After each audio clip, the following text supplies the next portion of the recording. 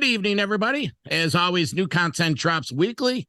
Tonight, we're coming at you Wednesday night. Usually it's Thursday, but tonight's very, very special.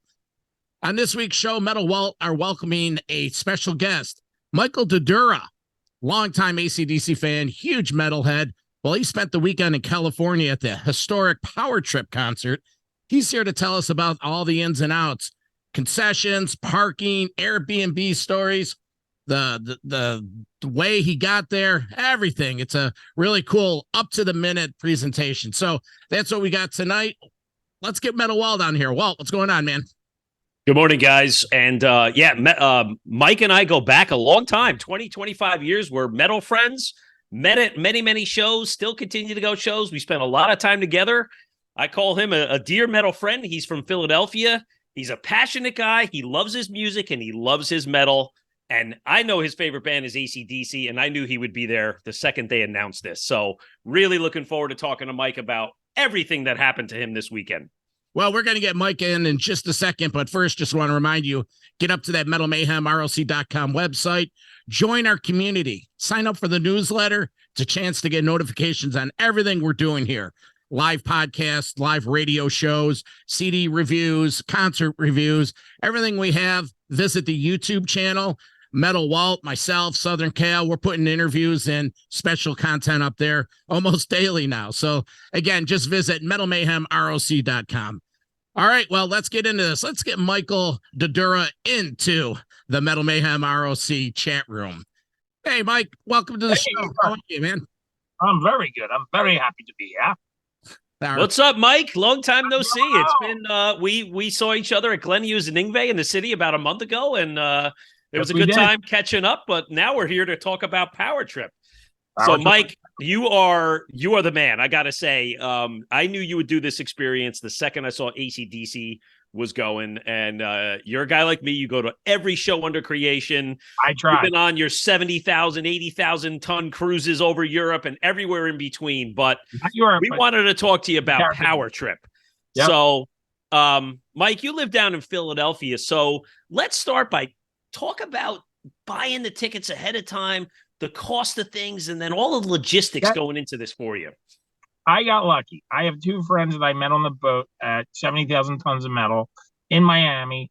They were on my cabin. There's a guy named Julian. They're all Canadians. One's from Toronto. The couple I went with, they're from right outside of Ottawa in Montreal. One's a doctor. One's in some sort of logistics or something. And I met them on the boat. They told me right away when it went and got announced, look, we're getting the A or an AB. And all you have to do is pay me $360 and pay me by October. I'm like, are you serious? All the rates were about $2,000 to $4,000 to stay for the 4 days there. And a lot of people got screwed when we got there. They got beat out of their Airbnbs. They racked the rates up to $1,000 a day to $2,000 a day to stay there. It was a fiasco. A lot of people got screwed. And where we got stayed, we were originally by the venue, but they put us in a hurricane relief place where people had to take our place. And they put us in a resort an hour away. So it was a series of lift costs the whole 4 days to get to this place. So I came down with $1,100. I came home with $160 off from lift. Mike, it just a question though, because we heard a lot of grumblings that even the flying in, like I assume you flew in from Philadelphia or maybe Atlantic City. Where did you fly into, and how was the logistics getting to? It wasn't bad. It actually worked out. It cost me $1,075 to do it. So I left at 7:15 in the morning on Friday. I thought it was going to be a fiasco. I got to Phoenix by, I'm going to say, 10:30? Then I went on my crossing flight and went right into Palm Springs and got there by 11:30, third time. So I left at 7:15, got there, and I went back in time and got there by like 11:30 in Palm Springs. Not too bad. Now, is it true? Because we heard a lot of grumblings that there was a shortage of cars, like actual Lyfts or Ubers, like to and from the venue. That was the whole fiasco. So we're technically 35 minutes away from the venue. It took an hour lift ride to get there. And there is a shuttle bus that I had to pay $100 extra to get a pass to get on the bus. Only used it twice the whole time. And when we did it, it took us to a part of Palm Springs, not where we were staying, the shuttle. So picture 1 o'clock in the morning leaving the venue, getting back at 2 o'clock, and you have to pay another $40 to get in a lift. And there's only 100 drivers to 60,000 people. That's the fiasco of POWERTRIP. Sounds horrible.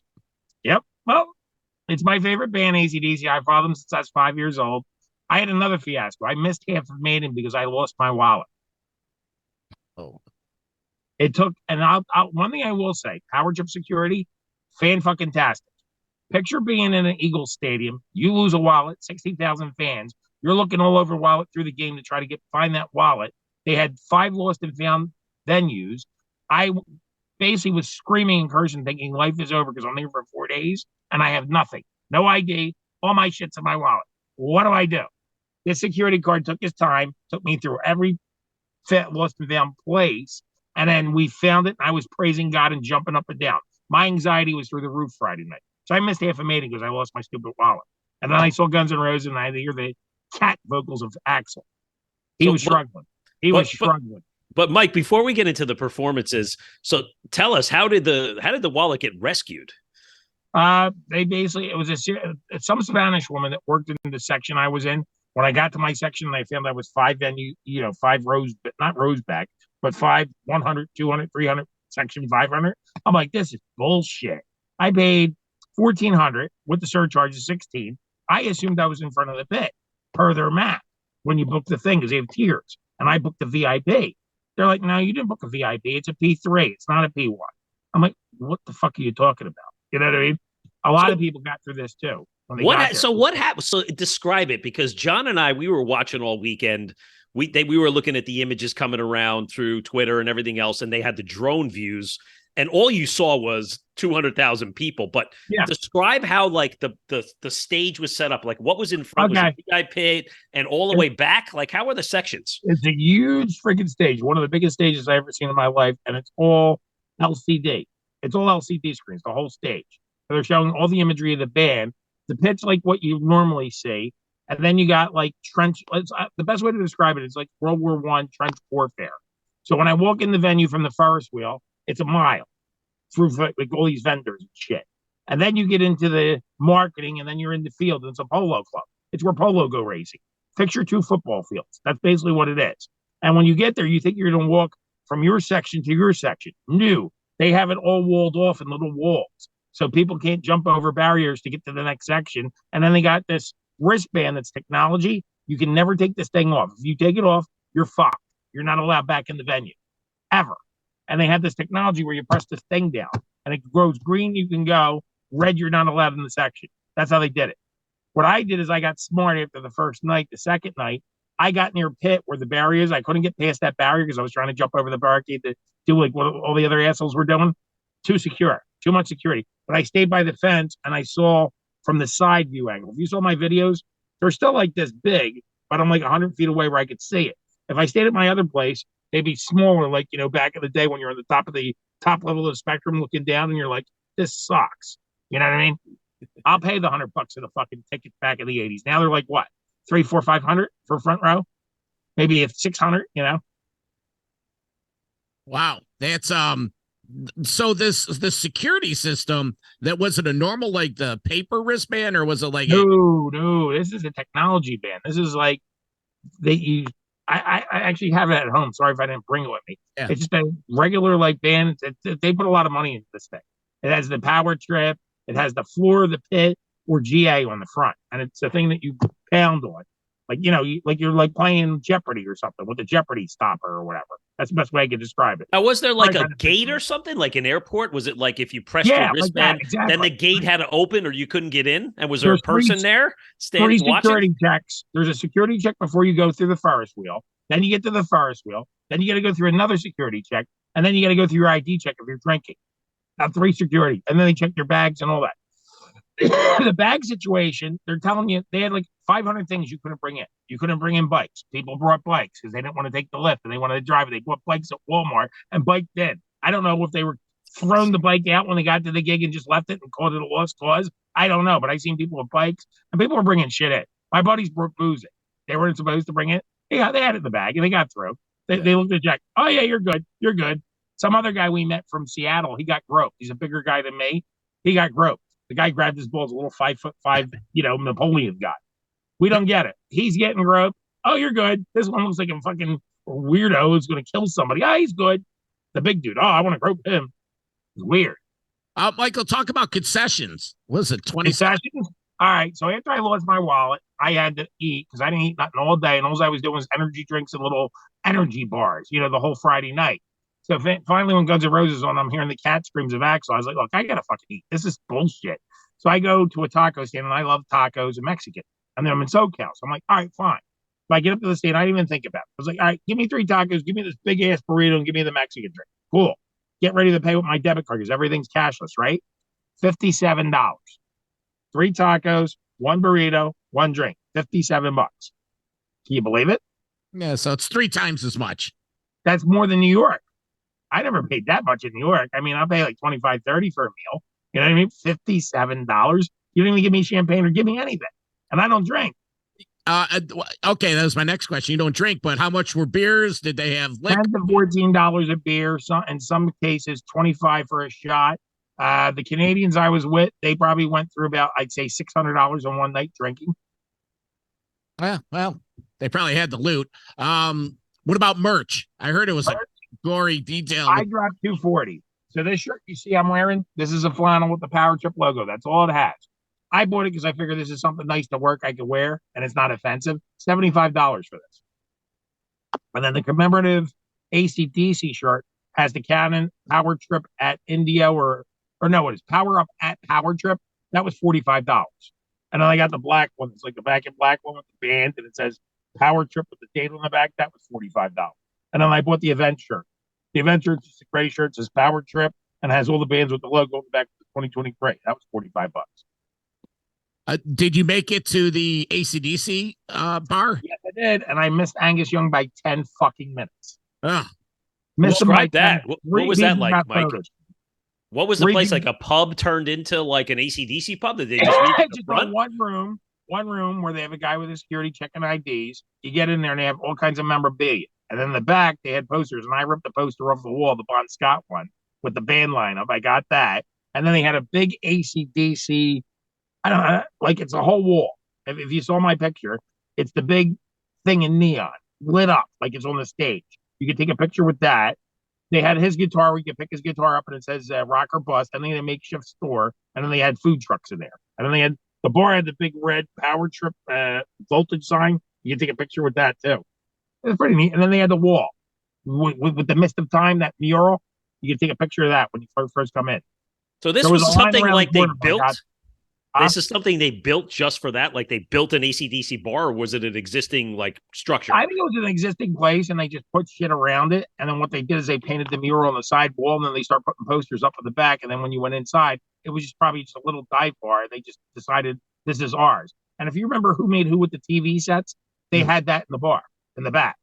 And they had like AC/DC stuff all throughout the bar. They had a swordfish with Angus Young painted on at the bar.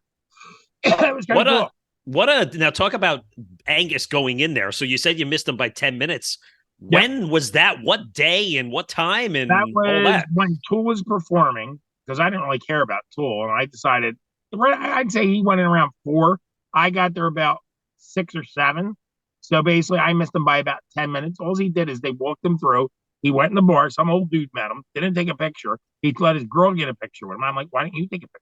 I've been following this band since I'm like 60 years old. I'm like, dude, I'm 53. I would have jumped right on it to get a picture with him. Why didn't you get a picture with me, you moron? So this other dude, he got him as he was walking out. They did like a quick photo. I got him on my Facebook. If you look at my Facebook, and some girl got him, and that was it. Everybody was like trying to bombard him, and it was like massive. It was like a Slayer mosh pit. Angus Young walking up against the wall with his security guys and all these people, trying to get in on him, And then he went in the bar, walked there for 5 seconds. Then I guess just back to the car, and that's it. I wish I was there. I would have been going nuts. I only met him once in '88. So this bar, this was an existing bar, and they just gravy trained the gig, and so it wasn't an AC/DC sponsored bar or anything. Well, it was a sponsored one, because when you came in, they had a big AC/DC like sign, and they had high voltage, and it was all neon, like Vegas, right in the front of it. They put up all this shit. And that voltage sign at the bar that's from POWERTRIP, that was a neon sign. Like a Vegas neon sign. That's what they did it like. I read that the bar's gonna keep all those murals up. It's permanent fixture now. Good. Yeah. So it'll be like some sort of touristy thing. Oh, by the way, the Uber guy that drove me there, or Lyft guy, he told me this is sort of like a ghetto where this is. It's Indio. You're in the city of Indio. And where I was for the India thing is like towards Coachella. So it's like a rich polo club property. And you have to drive, it's like 5 miles from the club. So this is like sort of in the hood, but I guess the hood of what you would consider Palm Springs or desert or whatever. You know what I mean? I was sharing with Walt. I have a real good friend who stayed with her sister there in Palm Springs, not for the concert, just in general. And they were they live so close in a gated community. Okay. They had to have security clearance and special passes to travel around. And Oh yeah, they were like you had to have this thing to get in that field, and if you didn't have it, they didn't want anybody near it. it's too bad we didn't know each other because we had an invite to stay with them for free. And they were You like, should have went. It was because all you had to do was pay for your ticket. You could have did a $600 general ticket, but it would be like Tandem, where like one of those outside venues that you're on the field, but it's farther and you can't see shit. That's what my friend Kristen was saying. She's only 5 foot. She couldn't see shit in the GA. He was complaining the whole time. yeah, no, we saw Metallica in August in Jersey. I saw Maiden last fall up close up in Ontario. Guns N' Roses, I'll take a pass. Tool, I would see them in a different venue. Judas Priest, I've seen them 5 times in the last 5 years. And Okay. in ACDC, they're gonna do a tour. I hope that's what the rumor is. So the rumor is Hellfest. They're going to headline Hellfest in France. That's the rumor, and I'm thinking about. They're doing stadiums next summer. So June is Hellfest. You know about Hellfest, right? Yep, in France. That's the one Yep. with the Lemmy statue. I'd love to go to that. Supposedly the ticket's only $340 for that, and I guess it's general admission everywhere. You come first, come first serve. That's what it is. You run in that field and get where you were, and you're not going to be like in these World War I barricades where you only have this area and you can't climb over this big wall that we put. Because they make it look like you're going to walk up to the front. You can't in that place. It's so secure. That's the European festivals. They're typically out in the middle of nowhere, and they just set up these fields, and they got stages all over the place, and you got to rough it and make your way up to the front. This thing at this Indio, it was like Blitzkrieg. They had everything secure. They knew what they were doing. They had like barriers, and you had to go through certain places. There was like so many, security places you had to go through. So I guess it was awesome because I got my wallet back because it was that secure. That security was top notch. That's awesome. My whole thing would have been a fiasco if I never got that wallet back. Yep. Well, I'm glad you did. Day one. I was praising God, praising Jesus. I think he's my Lord and Savior. Thank you very much. Oh my God. Because I was excited for this. I didn't need sleep before I got to this concert. I'm sure. I was that excited. I slept on the plane. Take us back to Friday night. Let's talk a little bit about the performances. So I know you missed part of Maiden, but this Maiden show, I guess in a sense, they only did a handful of shows around Western Canada leading up to this, and it was really the European show from the summer, which is a much different set list than when we saw them last fall. They were concentrating on Somewhere in Time. They did different songs off Senjutsu. So talk a little bit about a Maiden, and then let's get into a little bit about Guns N' Roses. Guns N' Roses going on, 10, 11 at night, playing 3 hours? How does anybody have the energy for that? That's the way it went. That's the way it was. They were better when I saw them at the Link at 15, because I only saw Guns N' Roses once, and that was the Wolf Mother show. His voice was on. Here, he was struggling. He was trading. Maiden, they opened with Somewhere in Time, which went nuts. That was good. That was the Doctor. Then they go into the Blade Runner theme, and then Somewhere in Time. And it's all the fucking lights from what you saw from 86 with all the imagery on that whole stage and the energy of Maiden, like you normally see. And then they go in the Strangers in a Strange Land. It's the second song. And then after that, I got lost with the wallet and all that shit. And then they did Alexander the Great midway. And then they had, the thing from 86 where remember the laser tag with Bruce Dickinson and Eddie? And he's got the gun and all that shit.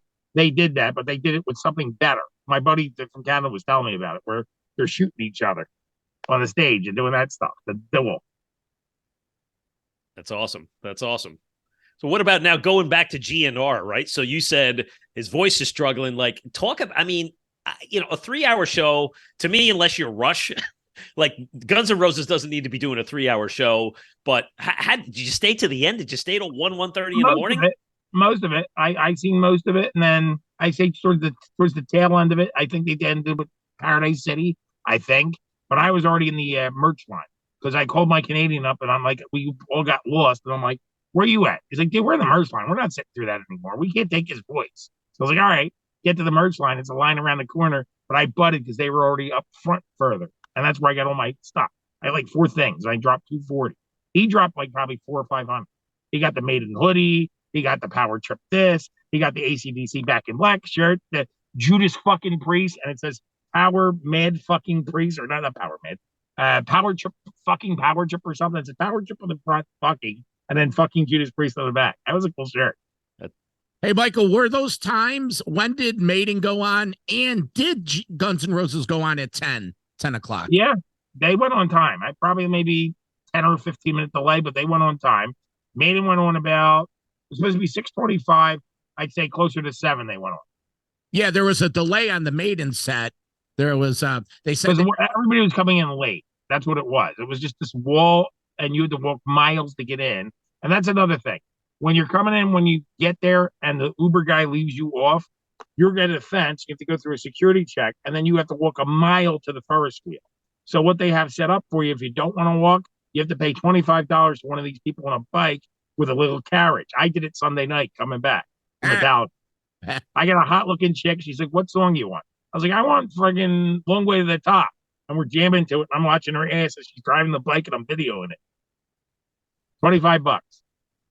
Yeah, we took one of those. Went to a Dolphin game last fall, and they had the little carriage. It's like old school. She's got me like this, and I'm like, I'm in the thing, riding down the highway, going to a show. So AC or Guns N' Roses went on at 10, and they did their. And Walt, to comment on Guns N' Roses playing for 3 hours, they have 2 guitar solos.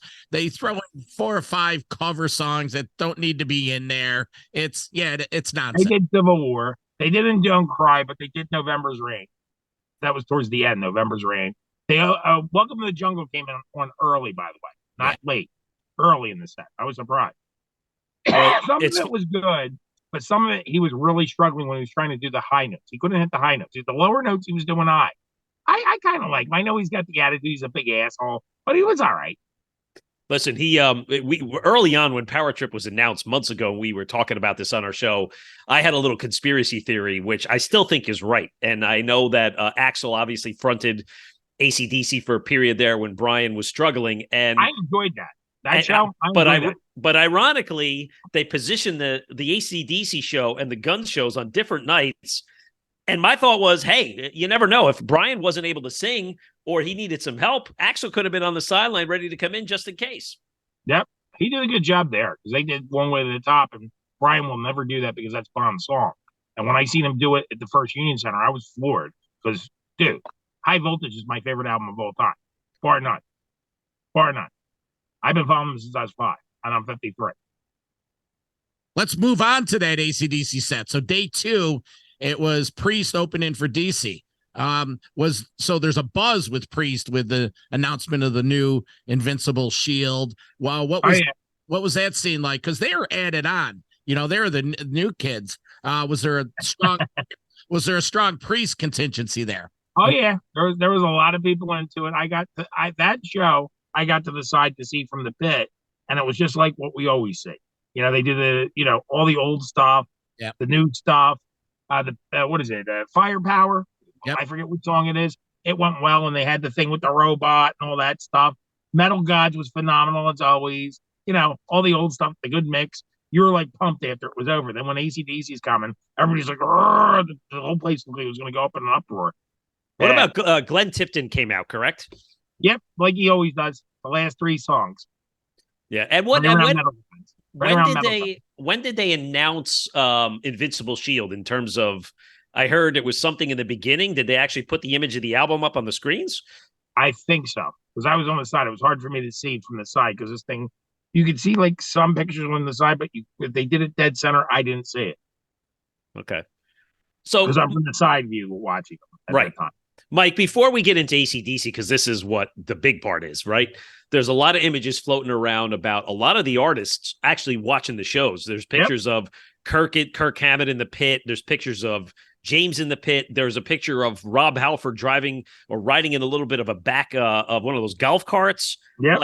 I think it's really cool that throughout the weekend, the artists were kind of hanging and supporting one another while watching each other's shows. Yep. So two of the guys I met in my hotel, they went to the cocktail bar in the back for Friday night during Guns N' Roses. They decided, we don't care. We just want to keep drinking, and they're pounding. They're both from Seattle. One guy defected to Texas. That's his story. So they're drinking, having fun. Some guys there with a little groupie, and they're talking about Tom Petty. He's like, "Oh, I played with him in the studio." Guess who it was? Steve Harris. So they met Steve, and you know how Steve does this sometimes at the venue. He'll show up to the bar in the venue, meet a couple of fans, and then just bail out of there real quick by himself. No security. So he did it again, and these two guys met him. I was like, "Did you get it back?" No, we didn't even know it was him. And we just started talking, and we figured it out. Then he rolled with this groupie girl. I was like, "You got to be kidding me." Going back, I only met him once. going back to that preset, some of the videos I saw, tell me if this was true. Rob was sort of taking it easy on the vocals, doing a lot of the microphone to the crowd and have the Watching in the sky. Yeah. well, not so much the scream, but like having the crowd sing more of the chorus, like in Electric Eye. Was that? And I've seen Priest a bit in the last 5, 6. Everybody sings that song. Everybody sings that song. That's a phenomenal song. I'm made of metal. My circuits clean. Yeah, I just thought my impression was I thought he should have been singing some of that, but I got you. But I didn't notice. I just kept on going because I was just all happy. I was happy to be there, hearing that music. Dude, it felt like I'm like at 16 and 86. You know, that's what I was feeling like. I think it was also Rob conserving his voice. I mean, they haven't been on tour in a while, over a year plus, right? I mean, you know, guys up in age now. He's probably saying, you know, I want to deliver a great 90-minute set, the best I can. I'm going to take it easy. Let's, you know, get the voice warmed up, get it greased up, you know, and hey, listen, still awesome. But now let's move on to AC/DC. Okay. So talk about this, Mike. I know this is your favorite band in the world. What was the buzz like before, after Priest? We're all going nuts. The guy next to me, he's older than me with his kid. The kid's seen him maybe once, and he's like, "What song? What song?" I'm like, "I'm gonna think and gonna guess Shot in the Dark," because that's usually what they traditionally do is open up with a song. No, dude, they usually do Shoot the Thrill or this one or that one. I'm like, I don't know. We'll see. And we're like, you know, all like chanting, screaming, doing the singing of the songs and all this stuff. And I'm doing the scream for me, you ghetto bastards, let's go crazy, all that stuff. And then they come out, you hear the guitar come, and it's doing, they come right into If You Want Blood, You Got It. I'm like, oh shit, Bon Scott, right to start with Brian? Holy shit. Half the set was Bon Scott songs, half the other part was Brian's song. And he did a really good job, a fantastic job. He did great at the Bon Scott song. He didn't struggle at all, Brian. No, it was a He great right and it was 24 songs. That was unbelievable. 24 songs. Dog Eat Dog, Sin City, Riff Raff, 2 from Power Age. You know what I mean? Yeah, that's my favorite album, Power Age. Oh, yeah.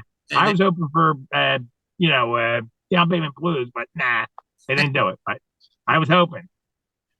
What about the band? It's the videos I saw looked like they're spot on, and you know, AC/DC. Angus looked good, by the way. He's got the balding thing going, but I think they prepped his hair up a little bit to make it look like it's not thin. And he's got the white. He looked awesome with his white little shirt and all, and a little suit. Got the hat, throws it back up, and it's like, who made who all over again. What about the new drummer? Just it was good. Isn't he from Slash or something? That I'm not sure, but as I think he's Slash's Snake Pit.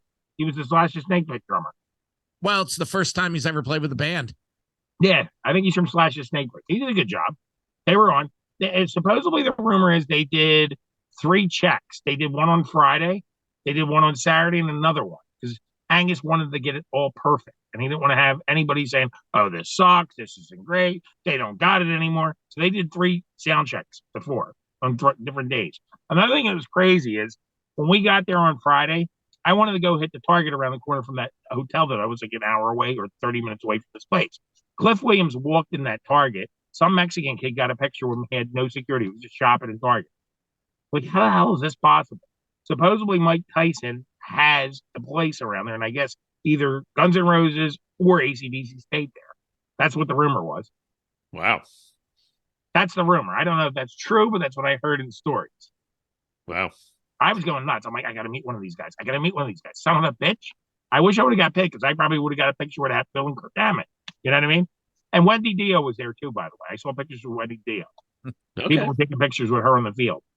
I don't Hey, know what the hell she was doing there, but I guess a lot of celebrities were there because this was a big effing thing. how was Angus's stage performance? Like, did he slow down at all? Great. Ooh, no. He's doing the jig, going all over, going out the ramp, the whole thing all over. Yeah, it was good. He didn't come over to where we were. Neither of the bands did. Metallica tried it, but they didn't really do it. They were going the other side. I don't know why. Priest did it a little bit. Guns N' Roses were all over the place. That's the best way I could describe it. Now, how about Brian's this performance? is basically like my Woodstock. That's the best way I could describe it, Scott. Yeah, your My Woodstock. Woodstock. My personal Woodstock. That's what this was. All the bands I grew up with, that I came up with, that means something, you know? Yeah. Except for Tool. I could care less about Tool. Now, Mike, what about Brian Johnson? I mean, I've seen the videos too. I think he sounded good. How did it sound? How did he sound being right there at the venue itself? Clear. Clear as a bell. I'm on, 300 yards away, maybe 200 yards away. He sounded like you're in the Spectrum or in any venue or like at a Tower Theater. That's what it sounded like to me. Clear. And was Stevie doing background vocals to kind of help it out? Stevie and Angus? Stevie and Cliff. Like it traditionally done. Wow. It's amazing stuff. Well, it sounded just like my first time seeing them in '88 with LA Guns on the Blow Up Your Video tour. It's exactly how it sounded. Well, no one ever had a problem with Brian singing live per se. He's got the hearing problem, but I don't. Yeah. I didn't see any problem. He wasn't struggling. He was like, yeah, he was happy as shit. He was like a lark. Well, I think he had gotten fitted for different kind of hearing devices a couple years ago. I think when they were recording the new album out in Vancouver, I remember them saying that he could come back into it because the technologies have advanced and it was helping him out, right? So probably avoided a problem again like he had that time when Axl had to come in and rescue him. But yep. Yeah, he had the same problem Pete Townsend had, because I heard rumors Pete Townsend had this problem over the years of playing the big shows and the decibels. Yeah. His hearing is all but gone. Yeah, I think Pete Townsend has tinnitus, which is more like the ringing in the ear. Yeah. But I think Brian Johnson was more like, I think, just hearing loss versus tinnitus, which are two different things. But wow, that's horrible. Yeah. My father's going through hearing loss right now. He can't hear at all. And the thing with Johnson was also he's involved with the race car driving. So there was with festivals and that too. It wasn't so much all the tours with AC/DC. It was more all the years at the track with that different kind of low end volume. You had the plugs in. You didn't have the sound thing to help. So AC/DC. So at this point, well, how would you rank the bands outside of your preference in terms of performance? DC, Priest, Maiden. I'll say Maiden and Priest are level, but I seen them at like 20 times. I saw Priest 20 sometimes. They're all good. Metallica impressed me this time. I did not like what they did in Pittsburgh. I saw them in Pittsburgh in 2022. They did, what was it? Saint Anger, So Close, So No Matter How Far, Sad But True. Then they did Whiskey in the Jarro. I'm like, why are you doing Whiskey in the Jarro? This is the most boring song. It's not your song. You're wasting my time. I want to hear Creeping Death. I want to hear Old School. I want to hear Injustice for All backtrack that you never play. It's just like I was bored in Pittsburgh. I saw the Buffalo show last summer, and what'd you think? I fucking loved it, and I thought Whiskey was one of the highlights. I was bored. And I was like, ugh. No, that was totally, well, that's my perception. It was total, they rearranged it, and it was. I was making fun of it when I was watching. What's that? I was making fun of it when I was watching. I'm like, this is horrible. Well, I thought it added something different because they were doing it differently. And last summer, James was at a different place. And remember during that song, they did the slow down part, and he was like, that's what I didn't like it. And he's talking about suicide. And he goes, my death style is my lifestyle. I'm like, oh, Jesus Christ, please no. Please no. I just want to hear Injustice. I want to hear the first 3 albums. I don't want to hear this garbage. But what made it better for you, Mike? Why did you come out of there feeling re-energized? He was more into it, Hatfield. Lars was like he always, like before, the way he used to be with the drumming. Kirk is all over. And then when they did the little jam in the private song that was here, Indio, we're going to do the Funkin' Desert song for you. We wrote this for you. They were all into it. They were high energy. And then they were saying, our favorite band played tonight. We're not going to even say who it is. We know who it is. It's AC/DC. Because they have Long Way as their intro song with that, Clint Eastwood song from The Good, Bad, and the Ugly. We know why they were there. We know they were in the pit. So that made me happy even more. So, but Hetfield was more into it. It was like he was trying to go back to that 91 feel, or like 89 when they just got Justice for All out. We're at the Monsters of Rock. It had that we know we're here, and we're trying to compare to our heroes. That's what we're trying to do. Now, Mike, I got to ask you because John and I were at the MetLife shows in August, and I didn't know that. Obviously they had their own stage set up, in the round and that kind of thing with the towers. How much of the presence of the tour was brought over here, or did they basically just play on the standard stage and no other little side stages or anything? Standard stage. They didn't have the thing. This is the first time they haven't had that. It's just a normal stage. It's just a big, long stage, the biggest stage you ever seen. But the only thing that comes out is just that little thing where Angus and them can walk out to. The little one, not the big one. Like, remember when we were at MetLife and when AC/DC played with Anvil, they had the thing where it came all the way out where Brian and then go all the way in the midsection in between the two sections. It didn't go out that far from what I noticed. Yeah. But then again, I'm 200 feet away. To me, it looks even smaller. You know what I mean? I could be wrong. Yeah. So I would think Sunday was probably, listen, disappointment's a horrible word to say, but after the Friday performance, and then, of course, Saturday's the pinnacle. Tool and Metallica. Metallica's already been cycled through. I mean, two great bands, but I would almost imagine like the energy level of everybody that went there to see the weekend was probably already at its peak past Saturday night. Saturday night, people are staying out late. They're probably going out drinking after AC/DC and everything in between. They were. And then they were moving people up. If you had tickets and you got there at a certain time, like the tickets where I was, they're going to put you in the grandstands because Metallica was going to film a video. So they were moving people up for it. Oh. That's what they were doing. That's what I heard. But I got there late because I went to the AC/DC bar and decided, I see Tool, I see Tool. If I don't, I don't. I wanted to, but I just like AC/DC was more important to me going to that bar, to see the bar. Yeah, so that was my only chance to do it. So you didn't see Tool? No, I messed them. Real cool. I mean, Tool. I love Tool, but Tool recycles tours. My Canadian friend said it was good. The only disappointment is there's no Chisholm. That whatever that's Schism. Yeah. Sorry if I mispronounced it. The fan I am. Yeah, and Tool's great. I mean, they always have great screens, great visuals. Maynard, you never know. Rock and metal. Don't get me wrong. Right. Maynard shows up. He's always in a different look. Like this time he had the mohawk with the war paint on. He looked cool, but is that what he looked like? Yeah. So I only saw him once. They opened for Megadeth on Ozfest, and he was completely bald. Yeah. There he was actually performing. Because my understanding, he tries to do the Morrison thing where he turns to the crowd and he's looking at his band and he doesn't want to be the front man. I hate that if I do that. He does. Well, I don't know why that is, but I think it's also because he likes to give his band credit because they're the real musicians that write it. And they're like, he wants them front and center. He stands in the back, and listen, they're still out on tour for Fear Inoculum, which came out, 4 years ago, maybe even before the pandemic. Yeah, but I mean, it's good to see them still out there. They have a whole nother U.S. tour coming up this. I might check them out this fall, and in the winter they're playing up in Allentown. And then a Perfect Circle is on that new tour with System of the Down that's going to be happening in Vegas. Yeah, yep.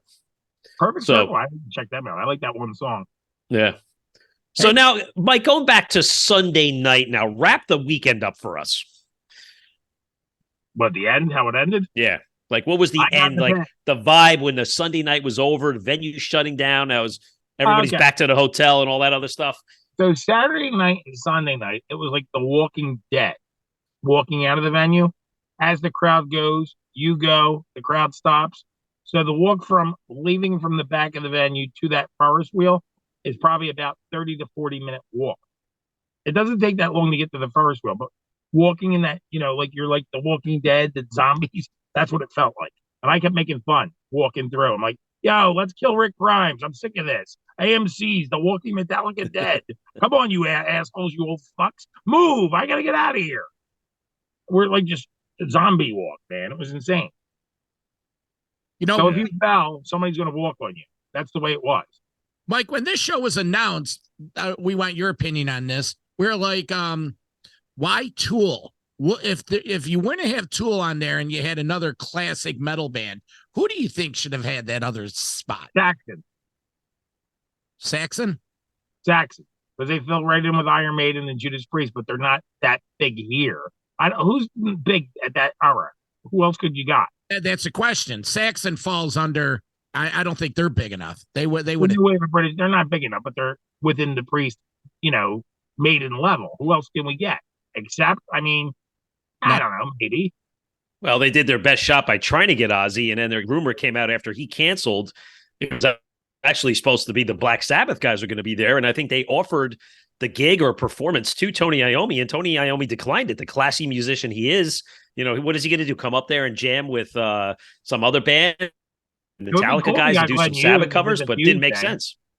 Believe me, we would love that. We would love that. But for a show of that magnitude, it was either, unless it was Ronnie James Dio or Ozzy, the Sabbath guys are not coming up to the to Power Trip. But I want to get Ian Gillan and do the Born Again. But I don't think that was that big here in the States. In Europe, it's bigger, I guess, not down here. Yeah, it is. The bands like that are bigger in Europe. Yep. What about Deep Purple? That would probably work, but I would love it. I don't know if the kids would love it. I would love it because I love Rapture the Deep and that type of stuff. That's Rapture the Deep. I love that as much as Smoke on the Water and all that other stuff. Plus, I like the Mark III line. I love Glenn Hughes. I love Dave Coverdale with Deep Purple. And I love Ian. Don't get me wrong. I love Ian Gillan. Well, we'll never know, but that was the question we always, we debated. Who could fill in from the 80s that was big and still big today? I don't know. Who's touring that's big here that's still I think that was it. It was Tower. Our first reaction was when Ozzy pulled out. Whitesnake, maybe? No. They're still doing arenas, sort of, I guess. Yeah, but Dave's struggling singing too. Yeah. Def Leppard. Megadeth. Maybe. I don't know. No. Yeah. I don't know. I think they did the best they could. So they did the right thing when Ozzy bowed out. The first thing John and I said, Priest is getting announced. It was like within 5 minutes, I'm like, Priest is getting put in there. I'm glad they were. I'm glad they were. I mean, they put Kiss in there. Okay. But I've seen them a bunch of times, and it's not the real Kiss. I want the real 96 Kiss. That's what I would want if they did it. You know what I mean? I don't want Thayer. I mean, Thayer's good, but I'm not paying top dollar for Thayer. No. Yeah. Thayer's better than Ace at this point, but.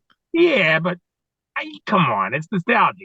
If you're paying this kind of money, you want I saw the real Kiss with Peter Criss, not with the guy who's a hired gun that thinks he's bigger than what he is. I mean, I love what was that band he was in with Jakey Lee? The Jakey Lee band. What was that band? No, Badlands. I like Badlands. That's what I like. But I don't want to see what that. Badlands. He was in Black and Blue. That's where he came from. What, the drummer? Oh, the drummer. I thought you were talking Tommy Thayer. No, I'm talking the drummer. I won't mention his name because he kind of pissed me off at an Alice Cooper show where he played drums, and he says, no one really cares about metal in America. Only you guys from New York. I'm like, dude, I'm from Philly. All right, only you guys from Philly, New York, and Jersey go to these shows, and you Manowar types. I'm looking at him like, dude, why are you even here? You're a hired gun drummer that nobody really gives a shit. If I met you at a celebrity convention, I wouldn't pay you $40. I'd say, yeah, dude, whatever. Voodoo Highway. Yeah, man. Great. Who cares? I forget what was his name. Last Temptation. Eric Singer. Eric Singer. He played on Eric Singer. That's it. He's a hired gun. He played with everybody. Who gives a shit? Yeah, he was in Alice's band in the late 90s. What did he contribute to the bands that made it different? Where I'm going to get off my ass and say, this motherfucker's one like a John Bottom drummer. He didn't do shit. Well, he did record Revenge with Kiss. I mean, yeah, but that's more Gene and that's more Paul. And they're trying to be like a heavier Kiss. I mean, I love that. But what did he contribute where you hear his drums and it's like significant and you're like, oh, that's Eric Singer. You know what I mean? Yeah, it's doesn't mean that much to me. We're not talking Moby Dick from Led Zeppelin where you hear that drum and you're like, fuck, John Bottom, dude. Shit, yeah. You know what I mean? We're like the Who where you're hearing that Moon. You know it's Moon. I don't go, oh shit, Eric Singer. Fuck, I'm selling everything. I gotta go see it. Oh my God. Well, nobody cares. Would your attitude be different if he said, hey, bro, what's up, man? Thanks for covering the show. That'd be cooler. But the dude told me at an Alice Cooper show after I'm meeting, who the hell did I meet? I met the Dover guy. The Dover guy. Eric Dover. Eric Dover. He was cool as fuck. I talked to him. I thanked him. I said, dude, you're one of the best singers / has ever had. Because I like that It's 5 O'Clock Somewhere album. I love that album. And then Eric Singer was behind me, and he's like, man, you're like one of these guys that's from New York that only cares about metal. And I'm looking at him like, what the fuck are you saying? What are you talking about? We're in the fucking Alice Cooper show, dude. You know, well, it's only you guys. Like, if I go out of the States and somewhere else, they wouldn't pay to come here. I'm like, yeah, you suck. Get away from me. But what a way to bring a buzz down at a show. You know what I mean? Only you guys from New York care about metal in the States. That's what he said. I'm like, I'll never forget that. Hey, it's a short drummer. But Michael, listen, I've done some quick calculations through our conversation, and I came up with you got about almost 7,500 invested into this Power Trip weekend, from flights, Ubers, merch, tickets to the probably. A couple questions. Would you do it again? What would you do differently? If I could go back in time, I would have paid for the $1,600 pit ticket. If we knew more about like where to stay, and if we could get a place to stay right near the venue, and it wasn't going to be, $1,000 or $2,000, I would have done that, because the whole thing would have saved me on all these lift rides. You know what I mean? That's the big thing. But the big thing is having to be in that pit, and I could go anywhere I want in the venue and not worry about, I went through this. Oh, no, you're not allowed in this section. You got to go over 500 feet over this way, over this barrier, or go 500 feet over that barrier. I'd rather have pit, because I paid $14. It came to $17. If I did the $1,600 pit ticket, it would only have been $1,800, and my flight would have been $1,075, which I did pay, and I paid $360 to stay. If I could have paid $360 to stay closer, which probably wouldn't have happened, it would have been cool. That's the only thing that I regret, and I regret losing my wallet, of course, like a dupa that I am. I'm a Polak, by the way. Dupa, dupa, dupa. That means ass in Polish. I know that term well. Good. Dupa Juda means asshole in Polish, by the way. I like that one. Dupa Juda. Well, listen, I'll let you guys say goodbye. Michael, thanks for joining us. Invaluable content, and I hope I was good, and I hope I didn't annoy or drive you guys crazy. No, Michael, this was great. You were the perfect guy to be a Power Trip, and I hope this was an awesome conversation. I'm glad to christen you into Metal Mayhem ROC. We'll have you back on again. The greatest band of all time. Buddy, it's always good catching up, and we'll talk soon, all right? Have a good day, man. What is it, Wednesday? Happy Wednesday. Metal for life. Thank you for listening to Metal Mayhem ROC. Check out our website at metalmayhemroc.com for information on podcasts, archives, links to all our live radio shows, and all sorts of info. Please like, follow, and share with everyone, even your non-metal friends. And always remember to keep it heavy.